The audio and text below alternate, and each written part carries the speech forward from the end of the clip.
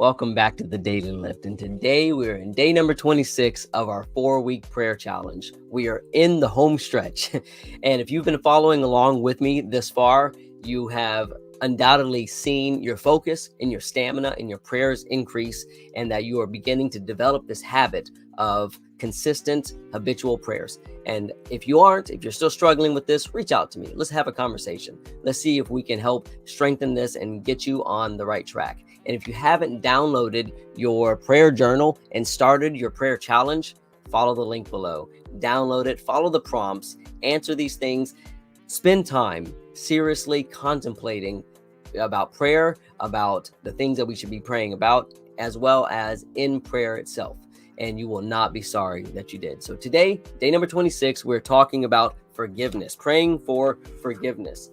In Matthew chapter 6, verse 12, Jesus instructs us through the model prayer that we are to ask God to forgive our debts as we forgive our debtors. And this is a common theme that we have throughout all of the Bible, praying for forgiveness, forgiving others. And Jesus even models this on the cross as he says, "Father, forgive them, for they know not what they do." Stephen, imitating Jesus in Acts chapter 7, also says, do not charge them with this sin, with this murder that they are committing at this time.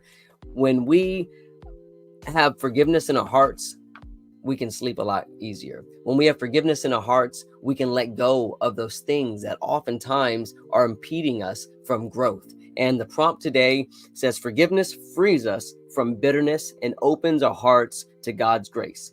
Ask God to help you forgive someone who has hurt you. It reminds me of a quote that I heard recently: hurt people hurt people. A lot of times when people hurt us and we take it so personally, or it causes such deep marks on our spirits and on our emotions, it's because these people are actually hurt and they don't know how to process these things. Either way, whatever it is, when we seek to forgive others, it releases us from this bitterness. It releases us from feeling hurt and wanting to have revenge. Because remember, Jesus says, God says, vengeance is mine, I will repay, says the Lord. That we should not be seeking evil for evil or trying to match emotions in these ways when people hurt us or get angry at us. And so I want to encourage you today to think about those people who have hurt you.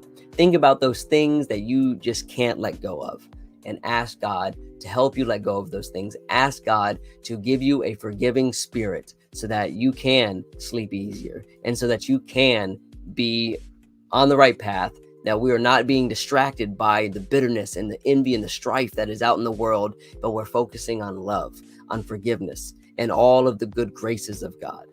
God forgave us of a debt that we could never repay. How much more so should we be patient and forgiving of others? And as always, go lift somebody up.